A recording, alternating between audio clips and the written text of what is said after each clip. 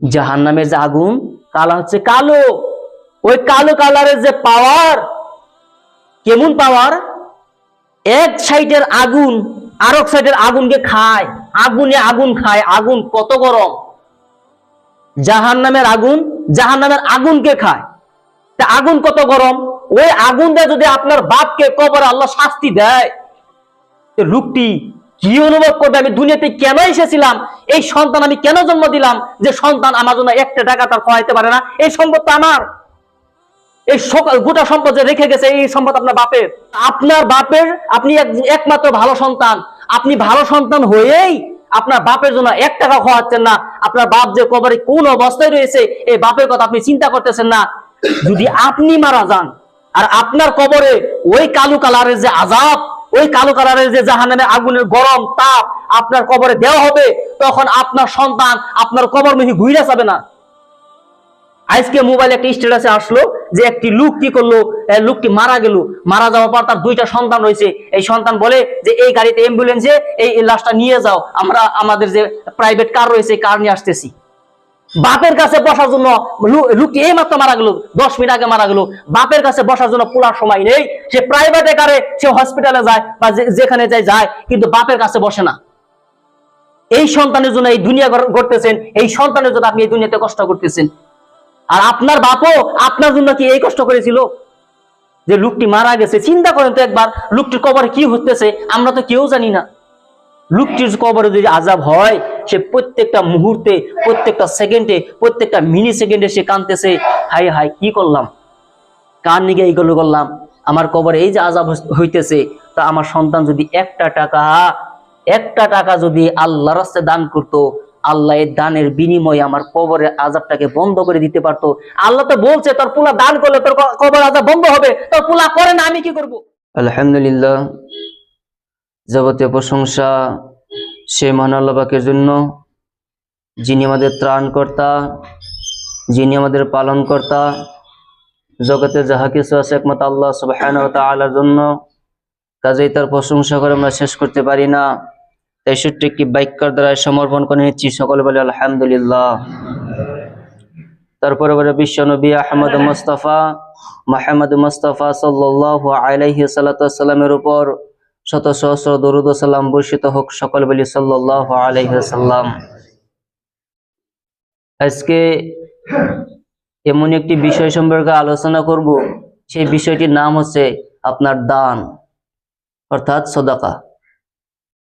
আর এই দান, যেভাবে আমরা দানকে অবহেলিত করে নিয়েছি, আমরা দানকে যেভাবে বাধ্য করে নিয়েছি নিজেদের উপরে জুলুম হিসেবে, কিন্তু দান কিন্তু ওই হিসেবে ওই রকম আমাদের উপরে বাধ্য নয়। দান আমাদের কর্তব্য, দান আমাদেরকে করতেই হবে, কিন্তু আমরা এই দানকে অবহেলিত করে ছেড়ে দিয়েছি। আমরা মনেই করি না যে এই দান দিয়ে যে আমরা জান্নাতে যেতে পারবো। আমরা প্রত্যেকটি সময় ভুলে আমরা চলতেছি। আমাদের যে ফ্যামিলি রয়েছে মহিলারা, এই মহিলা ফ্যামিলিদের ভিতরে যে মহিলা রয়েছে, তারা প্রত্যেকটা মিনিটে মিনিটে তারা গুনাহ করতেছে, আর মহিলারা জাহান্নামে বেশি। আর এই মহিলারা যদি জাহান্নাম থেকে বাঁচতে চায়, তাহলে একটি বস্তু লাগবে, তার নাম হচ্ছে দান। এই কথা আমি বলতেছি না, এই কথা মুহাম্মদ রাসূলুল্লাহ সাল্লাল্লাহু আলাইহি ওয়াসাল্লাম বলেছেন।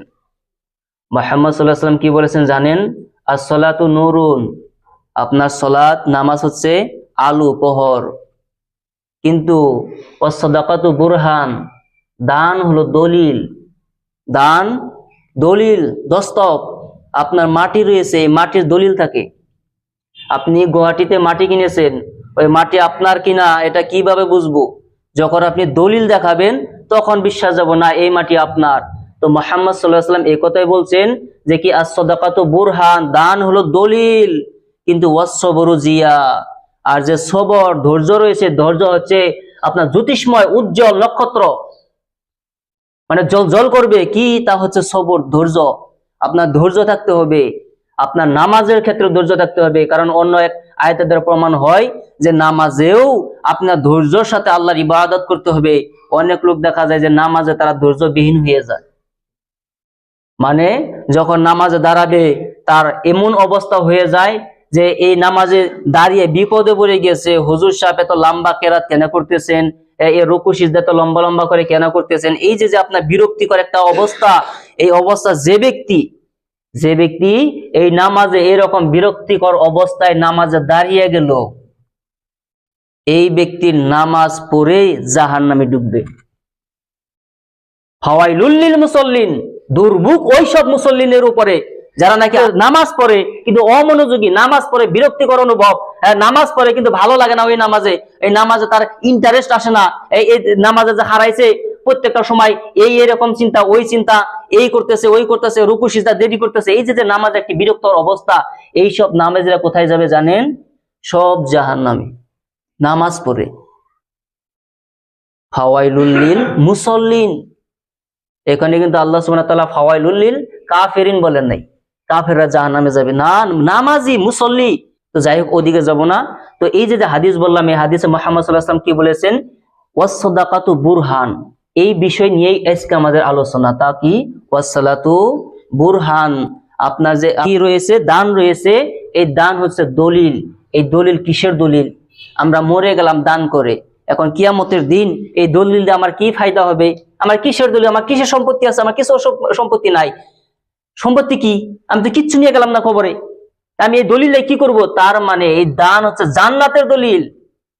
আপনি কিসের দলিল নিয়ে যাবেন বলেন তো? আপনি মরার পরে আপনার কিসের দলিল? আপনাকে কিয়ামতের মাঠে 2 কাঠা মাটি লাগবে, যে এই মাটিতে আমি দাঁড়িয়ে থাকবো, এই মাটি আমার পাট্টা করা, এই মাটিতে কেউ আসতে পারবে না। কিয়ামতের মাঠে তো আপনি 2 কাঠা মাটি কিনবেন না।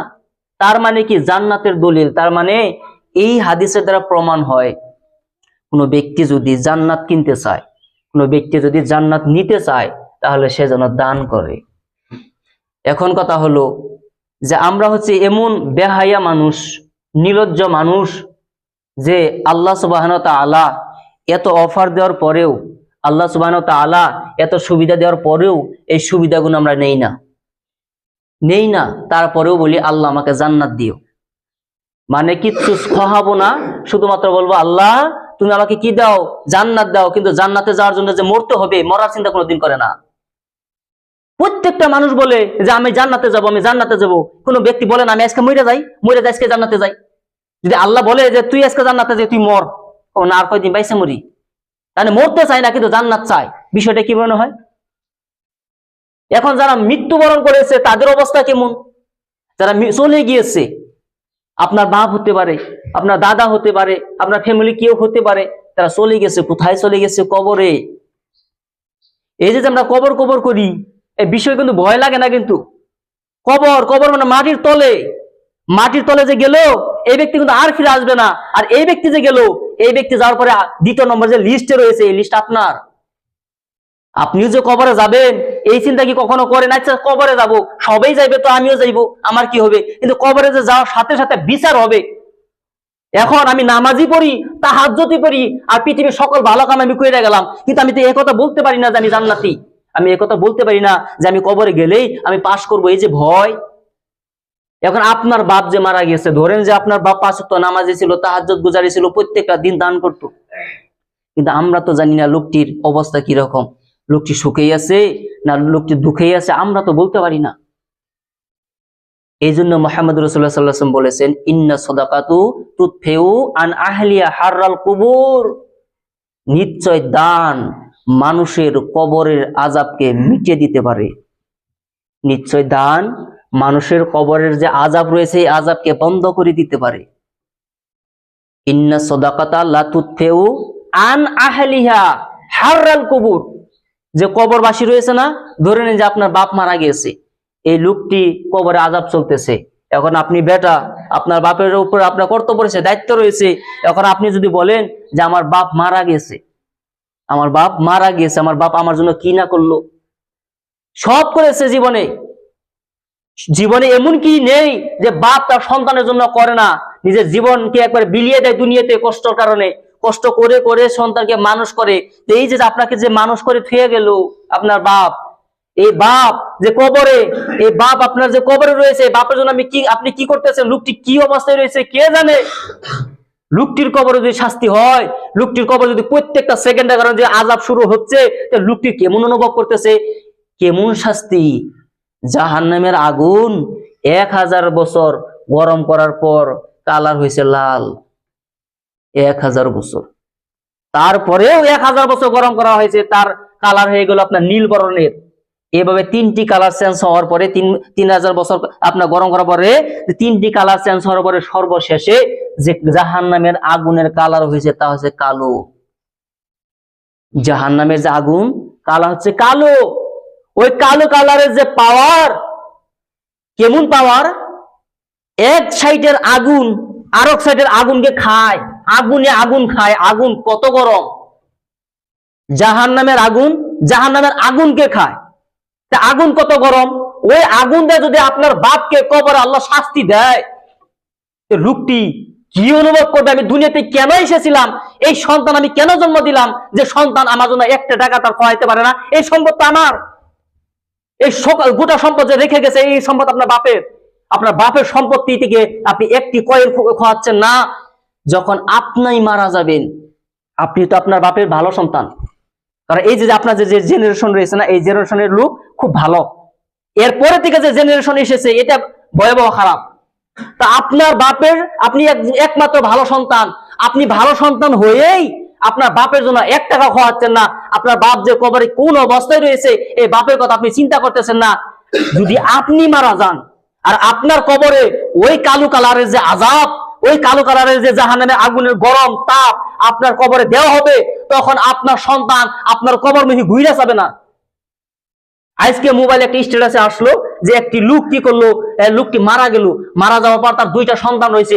এই সন্তান বলে যে এই গাড়িতে অ্যাম্বুলেন্সে এই লাশটা নিয়ে যাও, আমরা আমাদের যে প্রাইভেট কার রয়েছে কার নিয়ে আসতেছি। বাপের কাছে বসার জন্য লোকটি এই মাত্র মারা গেল, 10 মিনিট আগে মারা গেল। বাপের কাছে বসার জন্য পুরার সময় নেই। সে প্রাইভেটে কারে সে হসপিটালে যায় বা যেখানে যায়, কিন্তু বাপের কাছে বসে না। এই সন্তানের জন্য এই দুনিয়া গড়তেছেন, এই সন্তানের জন্য আপনি এই দুনিয়াতে কষ্ট করতেছেন। আর আপনার বাপও আপনার জন্য কি এই কষ্ট করেছিল? যে লোকটি মারা গেছে, চিন্তা করেন তো একবার, লোকটির কবরে কি হতেছে আমরা তো কেউ জানি না। লোকটির কবরে যদি আযাব হয়, সে প্রত্যেকটা মুহূর্তে, প্রত্যেকটা সেকেন্ডে, প্রত্যেকটা মিনি সেকেন্ডে সে কাঁদতেছে, হাই হাই কি করলাম, কার নিগে এইগুলো করলাম, আমার কবরে এই যে আযাব হইতেছে। তা আমার সন্তান যদি একটা টাকা যদি আল্লাহর রাস্তায় দান করতো, আল্লাহ এই দানের বিনিময়ে আমার কবরের আযাবটাকে বন্ধ করে দিতে পারতো।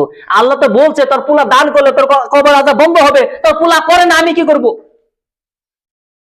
আপনার সন্তান যে আপনার যদি দান করবে না, আল্লাহ তো বলছে তোমার সন্তান যদি তোমার জন্য দান করে আমি কবর আযাব বন্ধ করব। তোমার ছেলে করবে না, আমি কি করব? আমি তো অফার দিয়ে দিয়েছি। এখন আপনার বাপ যদি কবরে কষ্ট রয়েছে, এখন সে যদি বলে আল্লাহ তুমি আমার কবরের আযাব বন্ধ করে দাও, এখন আল্লাহ যদি বলে আমি তো তোকে বন্ধ করতে চাই, আমি যে তোর শাস্তি দিতেছি এটা আমার তো মনে হয় না, আমারও কষ্ট হয়, তোকে শাস্তি দিতে তোর আমি তো সৃষ্টি করলাম, এখন আমি সৃষ্টি করেছি, আমি তো শাস্তি দেই, আমারও তো কষ্ট হয়, তো আমারও কষ্ট হয়, কিন্তু তোর ছেলেকে আমি বলে দিয়েছি তোর ছেলে যদি দান করে তোর কবর আযাব বন্ধ করে দিব, তোর ছেলে যদি তোর নিকে দোয়া করে আমি সেটা কবুল করব। কিন্তু তোমার ছেলে মসজিদেই আসে না, তোমার ছেলে আমার কাছে আসে না, সে দূরে দূরে থাকে, তোমার কথা ভুলে গেছে, তার রবকেই ভুলে গেছে, আর তোমাকে ভুলবে না, তুমি তো মারা গেছো। তোমার ছেলে তোমাকে মনে রেখেছে তোমার মাটির কারণে। দেখেন না, অনেক সময় যখন বাপ মারা যাবে এমন অবস্থা হয়ে থাকে, বাপ ঘরে ঘরে থাকে, ছেলেরা মাটি নিয়ে পারাবাড়ি করে, আমি বাপকে রাখতে পারি কিন্তু 2 বিঘা মাটি আমাকে দিতে হবে বাপকে রাখার জন্য। বাপকে রাখার জন্য এখানে আপনার শর্ত থাকবে যে যদি আমার বাপকে আমি পালি তাহলে 2 বিঘা মাটি দিতে হবে আমারে। যতদিন থাকবে, যখন বাপ মারা যাবে 2 বিঘা মাটি আবার ভাগ করবো, 1 বিঘা 1 বিঘা করবো বাপকে রাখার জন্য। এই বাপ এই সন্তান কেন জন্ম দিয়েছিল? এই ভাগ করার জন্য, এই ভাগ করার জন্য বাপ। এইরকম সন্তান পৃথিবীর বুকে জন্ম হওয়ার থেকে না হয় ভালো, যে বাপের কারণে শর্ত যে মাটি থাকতে হবে, নাহলে বাপকে আমি ভাগ দিব না। আল্লাহ নবী কি বলছেন, যে ব্যক্তির বৃদ্ধ পিতা মাতা রয়েছে, পিতা মাতা থাকা সত্ত্বেও নিজেকে জাহান্নাম থেকে বাঁচিয়ে নিতে পারলো না, এই ব্যক্তি থেকে হতভাগা দুর্ভাগা পৃথিবীর বুকে আর দ্বিতীয়টা কেউ নেই। বাপ বেঁচে রয়েছে, মা বেঁচে রয়েছে, আর নিজেকে জাহান্নাম থেকে বাঁচিয়ে নিতে পারলো না, তার মানে যার পিতা মাতা রয়েছে বৃদ্ধ, এই পিতা মাতা যদি কোনো ব্যক্তি সেবা করলো এই ব্যক্তি জান্নাতে চলে যাবে। ওই ব্যক্তির যদি স্ত্রী, আপনার যে ওয়াইফ রয়েছে, ওয়াইফে যদি তার বাপের অর্থাৎ শ্বশুরের যদি খেদমত না করে, এই কিয়ামতের দিনে শাস্তি ভোগ করবে না। ছেলের বউ যদি শ্বশুরের খেদমত না করে, হ্যাঁ, এই ব্যক্তি শাস্তি ভোগ করবে না, কিন্তু নিজের ছেলে যদি নিজের বাপের আপনার খেদমত না করে এই ছেলে জাহান্নামে যাবে। হুমা নারুকা হুমা জান্নাতুকা, পিতামাতা যে জান্নাত জাহান্নাম। যে ব্যক্তি পিতামাতার আপনার খেদমত করলো এই ব্যক্তি জান্নাতে চলে যাবে, যে ব্যক্তি পিতামাতা খেদমত করলো না এই ব্যক্তি জাহান্নামী। যদি তাহাজ্জুদ গুজারি হয়, যদি হুজুর হয়, যদি মুফতি হয়, যদি আলেম হয়, এই আলেম আল্লাহর দরকার নেই।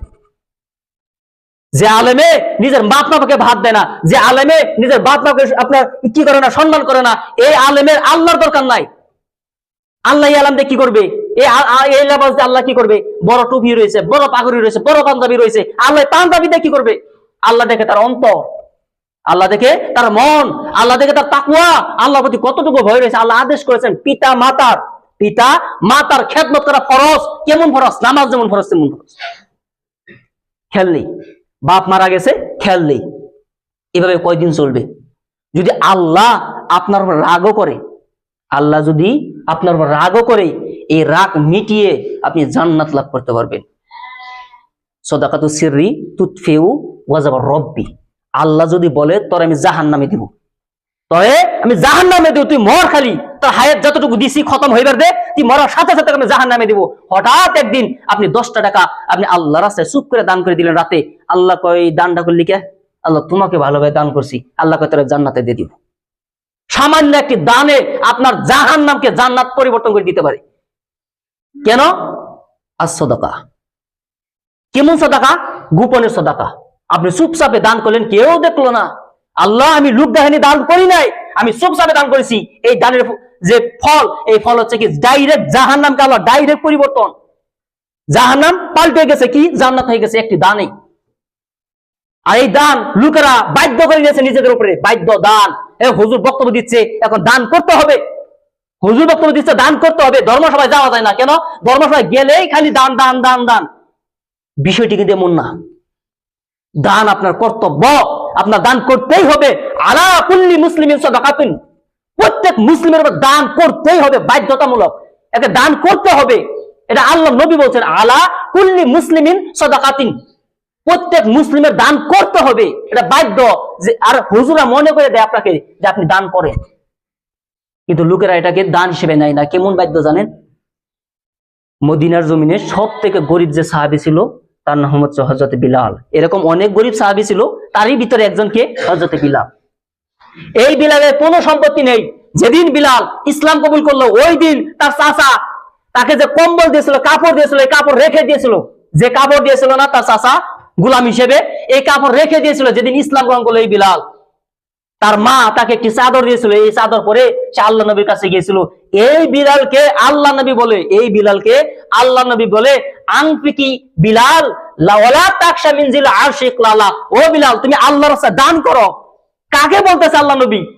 যে নিঃস্ব, যার সম্পত্তি নাই, কিচ্ছু নাই, শুধুমাত্র একটি তাওয়াল তার লজ্জায় দেখে রাখছে, এই বিলালকে বলছে আনফিকি বিলাল ওয়ালা তাকশা মিন জিল আরশিক লালা। ও বিলাল, তুমি আল্লাহর কাছে দান করো, কারণ আল্লাহ ধন ভান্ডারের কমতি নাই।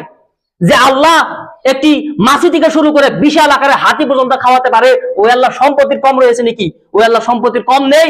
আল্লাহ দেখে যে আমি তো তোমাকে সবসময় দেই, আমি তোমাকে সৃষ্টি করলাম, দুনিয়াতে বসবাস করতে দিয়েছি, তোমাকে ভালো টাকা পয়সা দিয়েছি, ইনকামের রাস্তা বের করে দিয়েছি, এই দিয়েছি ওই দিয়েছি, তুমি আমাকে কি দিয়েছো? আমি দেখি যে তোমাদের অন্তর নমরুদের মতন কি হয়ে গেছে। আমি দেখি তোমাদের অন্তর ওই যে মুসা নবীর চাচাতো ভাই হারুনের মতন হয়ে গেছে। যে হারুনকে আল্লাহ সুবহানাহু ওয়া তাআলা এত সম্পদ দিল, সম্পদের যে চাবি রাখার জন্য 42 জন মানুষ নিযুক্তি ছিল, 42 জন চাবি রাখার জন্য হারুনের। এই চাবি রাখার এত যে সম্পত্তি রয়েছে, এই সম্পত্তি কে দিয়েছে? আল্লাহ দিয়েছে। দেওয়ার পরে আল্লাহকে যাকাত দিতে বললো, বলে এই সম্পত্তি আমার, আমি কোনো যাকাত দিব না। তখন আল্লাহ তাকে মাটির তলে দাবিয়ে দিল। অনেক লম্বা ঘটনা, মাটির তলে দাবিয়ে দিল। হারুন আজ পর্যন্ত মাটির তলে, কারণ হারুন নয়, কারণ আজ পর্যন্ত মাটির তলে গিয়ে আছে, যে গেতে আছে, কিয়ামত পর্যন্ত মাটির তলে যাবে এই কারণ। মনে রাখবেন, হারুন তো নবী, যাই হোক কারণ উল্টা পুল্টা হয়ে গেছে। তো কারণ, এই কারণ আজ পর্যন্ত মাটি চলে যাচ্ছে কেন? সে সম্পত্তি ছিল, আল্লাহ দিয়েছিল, এই সম্পত্তি থেকে সে যাকাত দেয়নি, অর্থাৎ দান করে নাই। দান না করার কারণে সব সম্পদ আল্লাহ ধ্বংস করে দিল, আর সে মাটি তলে গেতেছে আজ পর্যন্ত, কিয়ামত পর্যন্ত যাবে, যতদিন পৃথিবী ধ্বংস না হবে। তার কারণ কি? দান করে নাই। আপনার সম্পত্তি কোন দিক দিয়ে যাচ্ছে আপনি বুঝতেছেনই না। আপনার সম্পদ নষ্ট হচ্ছে। আপনি দেখতেছেন যে এই যে আমি দান করতেছি না, আল্লাহ আপনার বাড়িতে এমন রোগ দিল, রোগ দেওয়ার পরে এখন আপনি মসজিদ দান করে, আল্লাহ আমার বাড়িতে এই রোগ হয়েছে, এখন আমি মসজিদে 2000 ইট দিমু, দান করে দিলাম। ফি সাবিলিল্লাহ। এই দান তো আল্লাহ ভাই করে নিল, আপনার ইচ্ছে দিলে দিন না। হ্যাঁ, আল্লাহ যদি আমার রোগটা ভালো হয় তাহলে মসজিদে আমি 2000 দিব। এই দান তো ওই দানের মতন। কোন দানের মতন? এক লোক আপনার রুটি খেতেছে, রুটি খাওয়ার সময় একটি সিল এসে রুটিটা নিয়ে গেল, আর এই সিলের পাশে এই লোকটি এমন দৌড় লাগালো, সিল কোনো গাছে বসতে পারে না, যেখানে সিল যায় ওইখানে এই লোকটি চলে যায়। সিল ভাবতেছে যে এমন কোন কাঁচা ছাড়া আমি রুটি নিয়ে এলাম যে আমাকে গাছেও বসতে দিচ্ছে না, যেখানে বসি আপনার ডেল ছিঁড়ে ফেলে। তো লোকটি বিপদে পড়ে গেল, সিলটি বিপদে পড়ে গেল। তখন সিলটি কি করলো? একটি নদী পার হয়ে যাচ্ছে, এখন বেটা আয়, এখন কিভাবে আমার পাশে দৌড়াবি। যখন সিলটি নদী পার হতে চলছে, তখন এই লোকটি রুটিওয়ালা বলছে, যা ফি সাবিলিল্লাহ, আল্লাহ দান করে দিলাম। এই দান ওই দান, এটা তো এর ব্যক্তির থেকে হাত থেকে ছুটে গেছে, এখন তো দৌড় পারতে পারবে না, নদী পার হয়ে গেছে। সেম ওই রকম যখন আল্লাহ সুবহানাহু ওয়া তাআলা কে এই ব্যক্তি দান করে না, তখন আল্লাহ রূপ দেয়, তখন এই লোকটি মানত করার সাথে সাথে কি হয়ে যায়? আল্লাহ ওই সম্পত্তি বের করে নেয়। যে ব্যক্তি মানতে 200 কোটি টাকা দান করবে, 200 কোটি টাকা, এই 200 কোটি টাকায় একটা নেকিও হবে না, এই 200 কোটি টাকা যে এই ব্যক্তি মানত করলো না, এই মানত তাকে দিতে হবে, সে বাধ্য দিতে হবে। আল্লাহ নিয়ে নিবে, আল্লাহ তার সম্পত্তি বের করে নিল। এই ব্যক্তি কৃপণ এই কারণে। চিন্তা করেছেন? কাজে আমাদেরকে দান করতে হবে। দান একটি ভিন্ন ধরনের আমল, যে আমল সম্পর্কে আল্লাহ সুবহানাহু ওয়া তাআলা সূরা আলে ইমরান আয়াত নম্বর 134 এর মধ্যে বলছেন, তা হলো কি? আল্লাযীনা ইউনফিকুনা ফিস সাররাই ওয়াদ দাররা। যারা মুমিন ব্যক্তি, যারা মনে করে আমি নামাজি, যারা মনে করে আমি ইমানদার, যারা মনে করে যে আমি পরহেজগার, যারা মনে করে আমি আল্লাহকে মানি, তারাই তো ইমানদার। তো যারা ইমানদার নিজেকে দাবি করে, তারা ভাবে যে আমি ইমানদার, এই ইমানদারের কোয়ালিটি রয়েছে। যদি এই কোয়ালিটি ওই ব্যক্তির মাঝে আছে, তাহলে এই ব্যক্তি ইমানদার। ইমানদারের কোয়ালিটির ভিতরে এই গুণ রয়েছে, তাহলে কি? তারা সচ্ছল অসচ্ছল, ভালো সময় খারাপ সময় উভয় সময়েই আল্লাহর রাস্তায় দান করে। ভালো সময়ও দান করে, খারাপ সময় দান করে। যখন টাকা বেশি টাকা দান করবে, যখন কম টাকা দান করবে, কিন্তু দান করবে। এটা হচ্ছে কাদের গুণ? যারা আপনার মুমিন তাদের। আমরা জানি মুহাম্মদ রাসূলুল্লাহ সাল্লাল্লাহু আলাইহি ওয়াসাল্লাম জান্নাতি মানুষ, যার আগেও গুনাহ নেই, পরেও গুনাহ নেই। তিনি নবী, বিশ্ব নবী, নবীদের নবী, আপনার আখেরের নবী। তো এত বড় নবী, তার কোনো গুনাহ নেই, তিনি জান্নাতি। কাজেই আল্লাহ নবীর দান করার কোনো দরকার আছে? দরকার নেই। আল্লাহ নবী দান করার কোনো প্রয়োজন আছে? প্রয়োজন নেই। কিন্তু মুহাম্মদ রাসূলুল্লাহ সাল্লাল্লাহু আলাইহি ওয়াসাল্লাম এর কাছে যখন রমজান মাস আসতো, রমজান মাস আসার সাথে সাথে জিবরিল আল্লাহ নবীর কাছে আসতো। আসার সাথে সাথে জিবরিলকে আল্লাহ নবী কোরআন শোনায়, জিবরিল আল্লাহ নবীকে কোরআন শোনায়। শোনানোর পর এই রমজান মাসে এমন একটি সময় আসে, যে সময়ে মুহাম্মদ রাসূলুল্লাহ সাল্লাল্লাহু আলাইহি ওয়াসাল্লাম রমজান মাসে এত দান করে যে বাতাসের বেগ যত গতি রয়েছে, যত গতি রয়েছে, এই বাতাসের গতি থেকে আল্লাহ নবী বেশি দান করতো। আল্লাহ নবী কি রকম দান করতো? আপনাকে একটা হাদিস শোনাই। আল্লাহ নবীর বাড়িতে একজন মিসকিন গেল, ফকির যাওয়াতে আল্লাহ নবীর বাড়িতে পানি ছাড়া কিচ্ছু নেই। আল্লাহ নবীর বাড়িতে রমজান মাসে পানি ছাড়া কিচ্ছু নেই। এখন পানি কি খাবে? লোকটি তো পানি খেয়ে তার পেট ভরবে না। তখন আল্লাহ নবী তার বাড়ি থেকে লোকটিকে ঘুরিয়ে এনে সাহাবীদের মাঝে বসিয়ে দিল। বসিয়ে দিয়ে বলতেছে, সাহাবীরা, তোমাদের মাঝে কি এমন কোন ব্যক্তি রয়েছে যে ব্যক্তি আমার এই মেহমানকে, দেখেন ভাষা দেখেন, বলতে পারতো এই লোকটিকে তোমরা কিছু খাবার দিবা না, এটা বিশ্বনবী মুহাম্মদ রাসূলুল্লাহ সাল্লাল্লাহু আলাইহি ওয়াসাল্লামের মেহমান, আমার এই মেহমানকে কেউ খাবার দিবে? আমার বাড়িতে কিচ্ছু নেই পানি ছাড়া। তখন একজন সাহাবা দাঁড়িয়ে গেল, সম্ভবত তার নাম হুযায়ফা। সে দাঁড়িয়ে গিয়ে বলতেছে, আল্লাহ নবী, আমি একে খাবার দিব, আমার বাড়িতে নিয়ে যাব। তো সাহাবীটি তার বাড়িতে নিয়ে গিয়ে তার স্ত্রীকে বলতেছে যে আমাদের বাড়িতে কি কোনো খাদ্য আছে? বলেন কি, আমাদের বাড়িতে শুধুমাত্র আমার ছেলে একটি বস্তু খেয়ে তার জীবন বাঁচাতে পারবে, জীবন, ভাষা দেখেন হাদিসের, তার জীবন বাঁচাতে পারবে, এতটুকু খাদ্য রয়েছে। এই খাদ্য যদি আমি তাকে না খাওয়াই, আমার এই সন্তানটা না খেয়ে মারা যাবে। এই সামান্য খাদ্য রয়েছে, আমি এই খাদ্যটা আমি কিভাবে দিতে পারি? তখন বলছে, ওই খাদ্যটাই নিয়ে আসো, আর আমার সন্তানটাকে তুমি ঘুমিয়ে দাও। যখনই সে খাদ্যের জন্য আপনার চিৎকার করবে, তুমি তাকে ঘুমিয়ে দিবা। ওই খাদ্যটা নিয়ে আসো। ওই খাদ্যটা এনে তাকে দিয়ে দিল। কারণ এটা সামান্য ছোট মোটো মানুষ নয়, বিশ্ব নবী মুহাম্মদ রাসূলুল্লাহ সাল্লাল্লাহু আলাইহি ওয়াসাল্লামের মেহমান এটা। যখন লোকটি তার জীবন মরণের যে খাদ্য রয়েছে, এই খাদ্যটা লোকটিকে দান করে দিল। লোকটি পরের দিন আল্লাহ নবীর কাছে উপস্থিত হওয়ার পরেই আল্লাহ নবী হাসতেছে, তো আল্লাহ নবীকে হাসা দেখে লোকটি বলতেছে যে আল্লাহ নবী আপনি হাসতেছেন কারণ কি? কয় তোমার ঘরে যে কালকে একটি ঘটনা ঘটলো, অনেক লম্বা হাদিস আমি শর্ট করে বলছি, যে তোমার বাড়িতে যে ঘটনা কালকে ঘটলো, যে জীবন মরণের খেলায় যে সামান্য খাদ্য, এই খাদ্য তুমি দান করে দিলা, এই দান দেখে তোমার এই কারুকার্য দেখে আল্লাহ নিজে হাসছে, তা আমি হাসবো না কেন? আল্লাহ হাসছে যে পাগল, তোর বাড়িতে সামান্য খাদ্য রয়েছে, এই খাদ্য তো দান করে দিলি। হযরত আয়েশা রাদিয়াল্লাহু তাআলা আনহার কাছে একজন লোক খাদ্য দিছে, 2-3 দিন ধরে খাই নাই, ধরেন যে খেজুর পানি খেয়ে সংসার চলতেছে, হঠাৎ কেউ সামান্য একটি গুস্ত দিয়েছে, গুস্ত দেওয়ার সাথে সাথে এই গুস্ত দেখতেছে খাবে, কিছুক্ষণ পরে এমন সময় একজন ভিক্ষুক এসে বলছে আমাকে কিছু খেতে দিবা, মাংস বাড়ি দিয়ে দিছে, দিয়ে লোকটি নিয়ে গেছে গা। তো তার বাড়িতে যে দাসী রয়েছে, দাসী বলতেছে যে আপনি সবটুকু দিয়ে দিলেন, আমরা তো 2-3 দিন ধরে খাই না কিছু, তা আমাদেরও খেতে পারতাম, তা আগে বললি না, দিয়ে দিলাম। কেমন দান বেছিল, ভুলে গেছে যে আমরা খাই নাই, 3 দিন ধরে আমার বাড়িতে কিচ্ছু খাই, কোনো গুস্ত নেই, হ্যাঁ খেজুর পানি দিয়ে আমরা সংসার চালাইতেছি 3 দিন ধরে, তা আমাদের বাড়িতে কোনো চুলা চলে না, তো হঠাৎ মাংস আসছে, তো মাংস আমরা 1 টুকরা খাইয়া 2 টুকরা দান করে দেই, এটাও হতে পারে, বা 2 টুকরা রেখে 1 টুকরা দান করে দেয়, হতে পারে গোটা বাটি ধরে দান করে দিছে, আগে বলি না, ভুলে গেছে, নিজে যে খাবে ভুলে গেছে, কেমন দান ছিল চিন্তা করতেছেন। আর আমরা পকেট থেকে 10 টাকা বাই করি, বাই করে দেখি কোনটা কালাটা বাই করি, ভুল। মুহাম্মদ রাসূলুল্লাহ সাল্লাল্লাহু আলাইহি ওয়াসাল্লাম বলছেন যে তুমি দান করো, সব থেকে উত্তম দান, হ্যাঁ উত্তম সদাকা হয়েছে ওই সদাকা, খয়রুল সদাকা, ওই সদাকা যে সদাকার ভিতরে আপনার বাড়িতে যে পশুগুলো পালেন, মুরগি পালেন, ধরেন গরু পালেন, ছাগল পালেন, এর ভিতরে সব থেকে যেটা পছন্দনীয় ওইটা দান করা হচ্ছে সব থেকে উত্তম দান।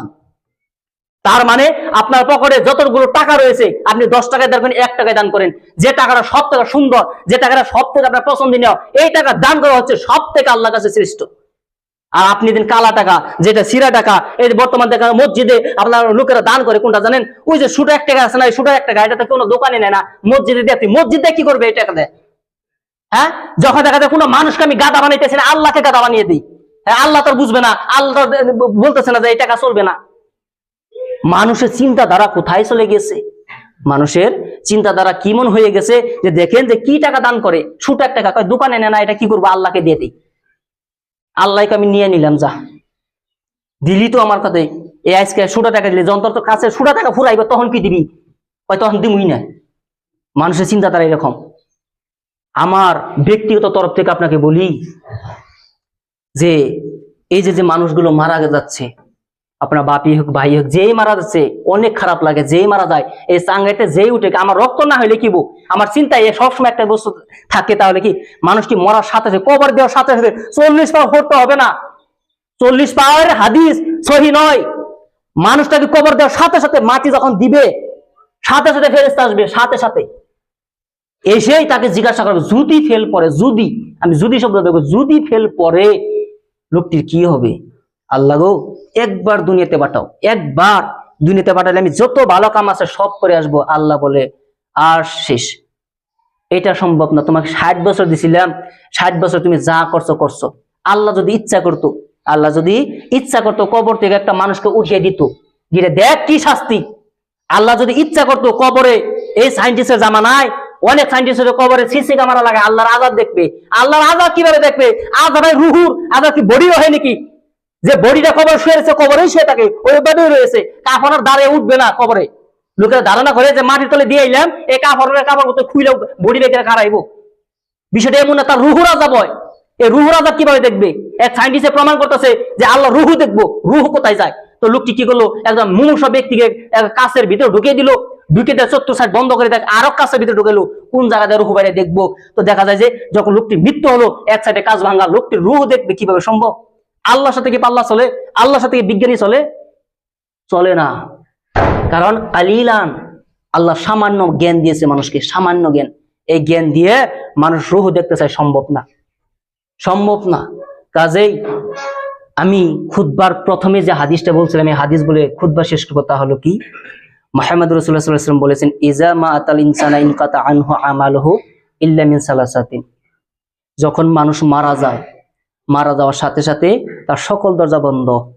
আপনার বাপ যে মারা গেছে, ধরেন 90 বছরে, এই বাপ যে মারা গেছে, সব দরজা বন্ধ, কোনো নেকি যাবে না, কোনো গুনাহ যাবে না, সব বন্ধ, ইল্লা মিন সালাসাতিন। কিন্তু 3টা দরজা খোলা থাকে, ওই 3টা দরজার ভিতরে গরু জবাই করে মানুষ খাওয়াইলে যাবে না, গুনাহগার হবে, কবরে আযাব হবে। কোনো ব্যক্তি মারা যাওয়ার পর যদি তার ফ্যামিলি 3 দিনা খাওয়ায়, 40 খাওয়ায়, তার কবরে আযাব হবে। এই জন্য এই লোকটি ওসিয়ত করে নাই যে আমি মারা গেলে আমি আর মরার সাথে সাথে তোমরা 3 দিনা করো না, 40 করো না। ওসিয়ত করতে হবে। ওসিয়ত করার পর যদি তারা করে তাহলে এই কবরে আযাব হবে না। যদি ব্যক্তি ওসিয়ত না করে যায়নি মইটা খাওয়াইস, কেমন মানুষের নির্লজ্জ হলে, মানুষের কেমন জ্ঞান বুদ্ধি পায়ে নিচে আসলে, তার বাপ মারা গেছে 3 দিন আগে, এই বাপের জন্য 3 দিন পরে বাড়িতে হই হাল্লা খাওয়া, আমার পাতে 2 মাংস কমেছে, আমার আড্ডি দিল না, এই বাড়ি থেকে এই ভর্তি হতে পারে। যে বাড়িতে মানুষ মারা যায় এই বাড়ি থেকে এই 3 দিনে হতে পারে, 40 হতে পারে। ইসলামে কোনো কিছু নেই। আপনি আল্লাহ নবী ইতিহাস পড়ে দেখেন, আল্লাহ নবীর 7 জন সন্তান ছিল। এই কথা পূর্ব বলছি, আজকে বলে দেই, মনে করে দেই। আল্লাহ নবীর 7 জন সন্তান ছিল, 7 জনের 6 জনই আল্লাহ নবী বেঁচে থাকা অবস্থায় মারা গেছে, একটিরও 3 দিনে 40 করে নাই। একমাত্র ফাতেমা আল্লাহ নবীর মরার 6 মাস পরে মারা গেছে, এই ফাতেমারও 3 দিনে হয় নাই। খোলাফায়ে রাশিদিন 4 জন সাহাবা মারা গেছে, কারোর 3 দিনে 40 হয় নাই। আর আপনি কোথায় থেকে আসলেন? আপনি কোথায় থেকে আসলেন 3 দিনে করতে হয়? 4 মজাহাব দেখেন, কোনো মজাহাবেই নাই। এ লোকটি নিয়ে আসলো কোথায়? না হানাফিতে আছে, না শাফিতে আছে, না হাম্বলিতে আছে, না মালিকিতে আছে, না জাহেরি মাযহাবে আছে। কত মাযহাব রয়েছে, কোন মাযহাবে 3 দিনে 40 কথা নাই। লোকেরা এমনি এমনি নিয়ে আসছে, আর বলে আমরা হানাফি, আর বলে আমরা শাফি, আর বলে হাম্বলি। কেউ বলে না যে মুসলিম, কেউ বলে না কোরআন হাদিস মানতে হবে। প্রত্যেকে দল দল নিয়ে বসে রয়েছে। দল দিয়ে কি হবে? কিয়ামতের দিন যখন মানুষ মারা যাবে না, এই যে মরার সাথে যে ফেরেশতা আসে তাকে জিজ্ঞাসা করবে, মান দিনুকা, তোমার দিন কি কও? হানাফি। তখনই গুরজু মারবে, শাফি গুরজু মারবে, হাম্বলি গুরজু মারবে, বলতে হবে ইসলাম। ইসলামে কি বলছে? ইসলামে বলছে কোরআন মানো, হাদিস মানো। কোরআন মানো, হাদিস মানো। কোরআন হাদিসের বাইরে যে কোনো কথা আসবে, যদি আমার মাটি বিটা ঘর বাড়ি যদি আধা সম্পত্তি চলে যায়, আর যদি ইসলামে নয়, এটা ছেড়ে দিতে হবে। আশাও করা যাবে না যে আমার সম্পত্তি চলে গেল। কাজেই কি হলো, যে প্রথমে মানুষ যখন মারা যায় সকল দরজা বন্ধ হয়ে যায়, 3টি দরজা খোলা থাকে। একটা আছে কি সাদাকাতুল জারিয়া। সাদাকাতুল জারিয়া মানে মসজিদ, মাদ্রাসা, ফকির মিসকিন করে যেগুলো বস্তু দান করতেছেন, এই দান যতদিন থাকবে ততদিন আপনার কবরে নেকি যায় থাকে, বন্ধ হবে না।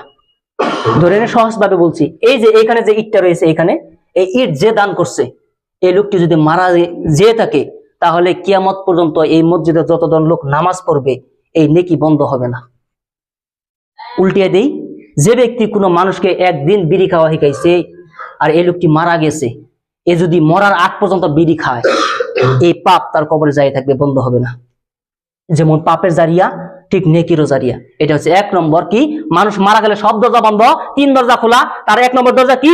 যে ব্যক্তি দান করবে মসজিদ, মাদ্রাসা, গরিব মিসকিন গো, আপনার কলকারখানা যেগুলো দিয়ে দিবে, তো এই দেওয়ার ফলে এগুলো সাদে জারিয়া থাকবে। 2 নম্বর কি? আও ইলমু ইনতাফাউ বিহি, যে ব্যক্তি কোনো মানুষকে জ্ঞান শিক্ষা দেয়, যেমন কোরআনের শিক্ষা, নামাজ শিক্ষা, দোয়া শিক্ষা, যেগুলো শিক্ষা হতে পারে ইসলামিক শিক্ষা, এই শিক্ষা দিবে। হতে পারে কেউ কে বললো বিড়ি খাওয়া জায়েজ না, ঠিক না, ছেড়ে দাও, গুনাহগার হইবা। কারণ মুদমিনুল খামর কাবেদ ওয়াসানিন, নিষিদ্ধ দ্রব্য পানকারী মূর্তি পূজকের ন্যায়।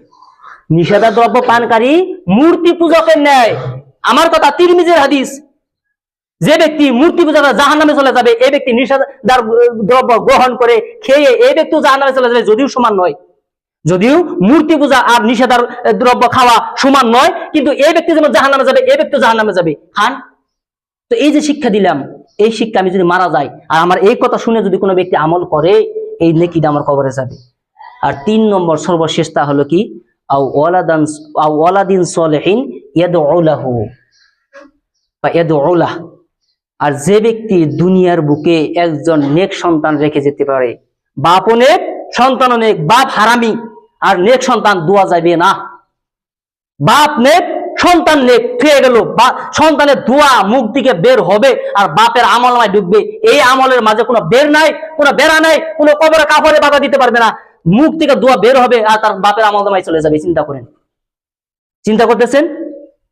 তো যাই হোক, বক্তব্য লম্বা করবো না। সর্বশেষ একটা কথাই, হযরত মুহাম্মদ সাল্লাল্লাহু আলাইহি ওয়াসাল্লাম আসমাকে, আবু বকরের মেয়ে আসমাকে বলছে, আসফা আনফিকি, তুমি কি করো? দান করো। আসমা, তুমি দান করাকে বন্ধ করিও না। তুমি যদি দান করাকে বন্ধ করো, আল্লাহ তোমাকে নেকিটা বন্ধ করে দিবে। আসমা, তুমি গুনে গুনে দান করো না, যে কালকে 10 টাকা দিলাম আর আজকে মসজিদে পয়সা যায়, এটা কেমন কথা? হ্যাঁ, মসজিদে এই ফ্যান সহযোগ করতে 200 টাকা লাগে, আর মসজিদে কি হয়ে গেল? 5000 টাকা উঠে গেল গা। এই চিন্তা আপনার থাকবে কেন? এই চিন্তা আপনি কেন করেন? মসজিদে ফ্যান হজু করতে ধরেন 200 টাকা লাগে, 10,000 টাকা উঠলো, এই টাকা কি কেউ খাবে? মসজিদেই থাকবে, কিন্তু আপনি গুনেন না না না, কালকে 200 টাকা দিলাম, আজকে আবার 200 টাকা দিব না। তুমি না দিলে বেটা, তুমি ব্যক্তি না করা কে?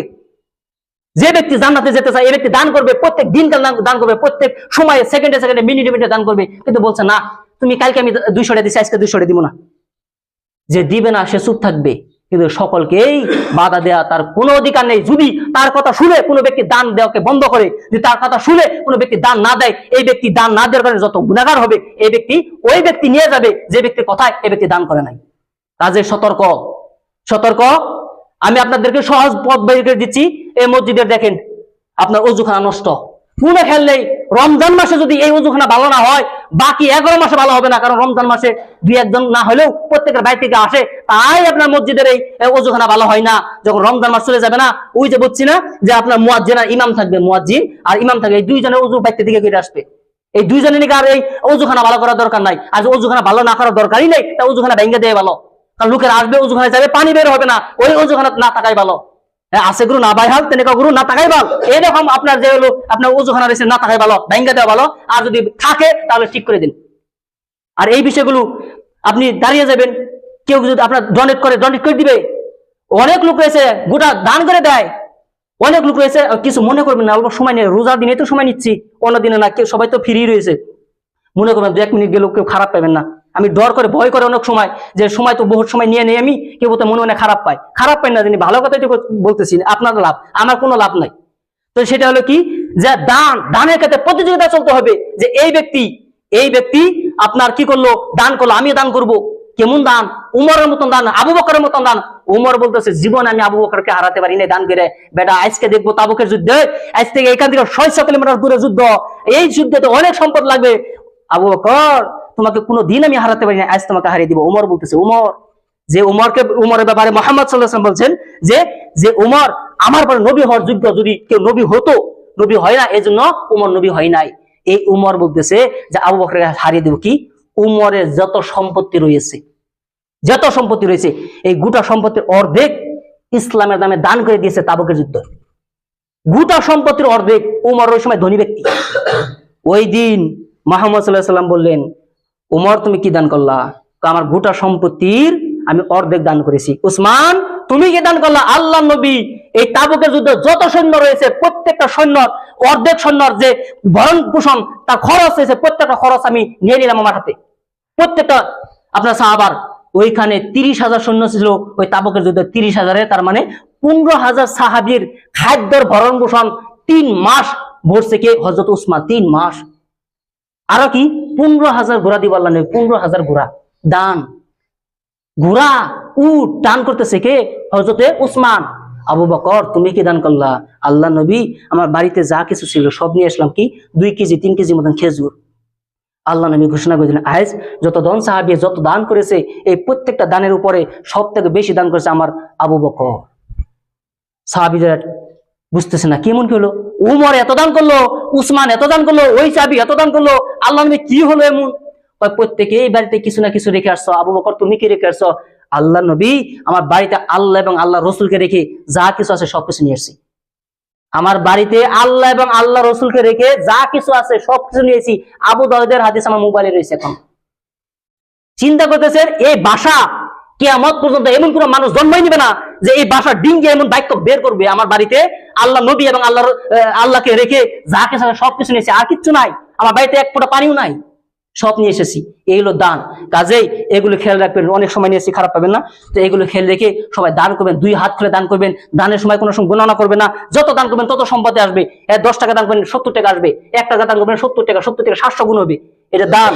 আর মুহাম্মদ সাল্লাল্লাহু আলাইহি ওয়াসাল্লাম বলছে, যে ব্যক্তি দান করলো, এটা যেমন তোমরা বাছুর বলো, গরু বলো, এই গরু যেমন পালতে বড় হয়, ঠিক তদ্রুপ ভাবে তোমরা যে দান করে, দান আমি পালতে হাতটা তাকু না মিসলে জাবাল পাহাড়ের মতন করে দেমি, পাহাড় পর্বতের মতো মানে দেয় তোমাদের দান। কাজেই প্রত্যেকে দান করবেন।